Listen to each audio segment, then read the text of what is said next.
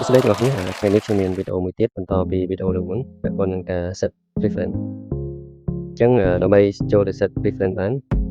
គឺយើងចូលទៅកាន់ edit បន្តមកទៀតយើងយកពាក្យ preferences បាទដូចអ្នកនាងមើលឃើញអញ្ចឹងគឺនៅក្នុងនេះមានច្រើនមែនតើតាំងពី accounting រហូតដល់ spelling អញ្ចឹងដោយសារពេលវេលាមានកំណត់ខ្ញុំសូមបន្តពីវីដេអូលើកមុនគឺបន្តពី accounting អញ្ចឹងអ្វីដែលគេនិយមប្រើនៅក្នុងមុខងារទាំងប្រមាណនេះគឺមានច្រើនតែខ្ញុំលើកចំណុចបន្ទាប់គឺយកតែចំណុចitem and inventories បាទអញ្ចឹងចំណុចនេះគឺគោលដៅគឺដើម្បីបង្កើតនៅ inventory ជា stock សម្រាប់លក់ទំនិញសម្រាប់ក្រុមហ៊ុនដែលរកស៊ីផ្នែកលក់ទំនិញហៅ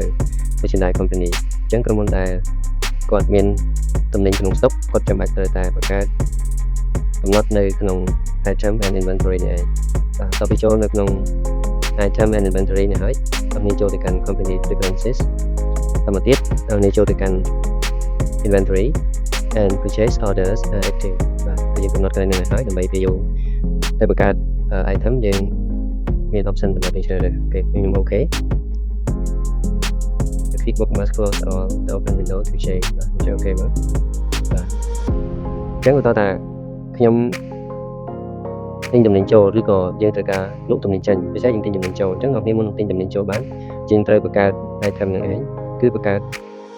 stock ទំនិញសិនអញ្ចឹងយើងចូលទៅកាន់ list item list តមកទៀតអ្នកនាងឃើញផ្ទាំងនេះអញ្ចឹងអ្នកនាងចូលទៅកាន់ item បាទបន្តមកទៀតយក new ឬក៏ control new ជា shortcut អញ្ចឹងដូចខ្លួននេះអញ្ចឹងគឺសម្រាប់ក្រុមហ៊ុនដែលរកស៊ីលក់ទំនិញអ្នកនាងត្រូវយកពាក្យថា inventory part ហើយចំណុចផ្សេងៗទៀតខ្ញុំអត់ទាន់ប្រាប់ទេ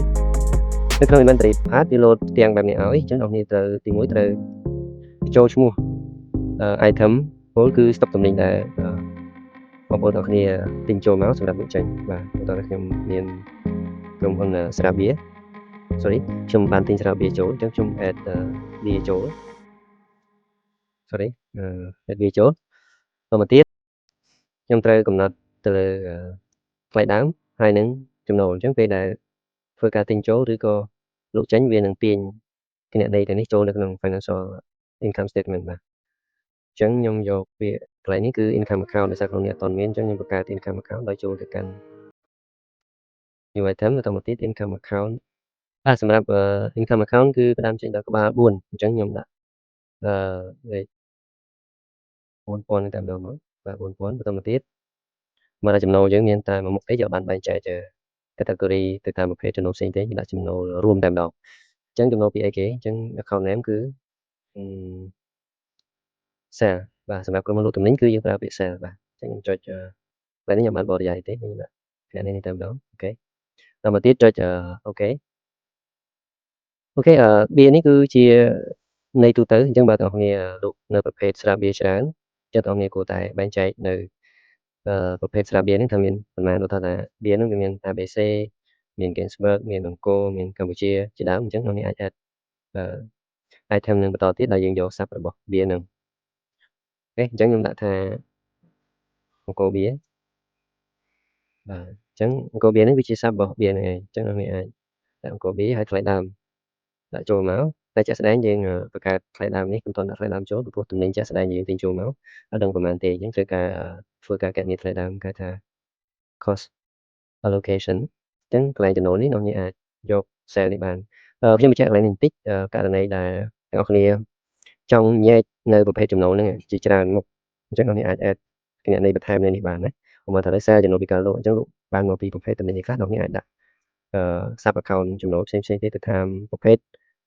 ទំនិញដែលអស់លោកលោកស្រីបានលក់អញ្ចឹងដើម្បីញែកងាយស្រួលក្នុងការដែលយើងយកទិន្នន័យនេះយកទៅវិភាគផ្សេងៗក្នុងគោលដៅនៃការសម្រេចចិត្តក្នុងអាជីវកម្មអញ្ចឹងឧទាហរណ៍ក្នុងនេះខ្ញុំមិនបានដាក់ sub ទេខ្ញុំដាក់ចូល sale រួមតែម្ដងជាចំណូលរួមតែម្ដងអូខេខ្ញុំបញ្ជាក់កន្លែងនេះទៀតដែរកន្លែងនេះអាចពាក់ព័ន្ធទៅនឹងថ្ងៃខែដែលទំនិញគាត់ទិញចូលក្រុមហ៊ុនទិញចូលជាកន្លែងនេះក៏យក inventory ដូចគ្នាបាទអញ្ចឹងទិញចូលឯណាអ្នកនេះអាចដាក់ទំនិញទិញចូលឯហ្នឹងមកបាទបន្តមកទៀតចុចអូខេបាទអញ្ចឹងនៅពេលដែលធ្វើការលក់ទំនិញឥឡូវថាយើងបានទិញអង្គរបៀនឹងចូលហើយអញ្ចឹងអង្គរបៀចូលអ្នកនេះមានទំនិញក្នុង stock ហើយប៉ុន្តែជាក់ស្ដែងយើងអត់បានទិញចូលទេក្នុងនេះអញ្ចឹងពេលដែលអ្នកគ្នាបង្កើត invoice សម្រាប់លក់អញ្ចឹងវានឹងបង្ហាញនៅក្នុង income statement គឺ invoice នេះស្ថិតនៅក្នុងប្រតិបត្តិការចំណូលដូច្នេះអ្នកនាងអាច select យកអង្គបៀសម្រាប់លក់ទៅផ្ទាំងនេះគឺវាបង្ហាញថា you don't have sufficient quality available to sell អញ្ចឹងអត់មានអីវ៉ាន់ stock ក្នុង stock សម្រាប់លក់ទេអញ្ចឹងលក់អត់បានទេជាក់ស្ដែងយើងត្រូវតែ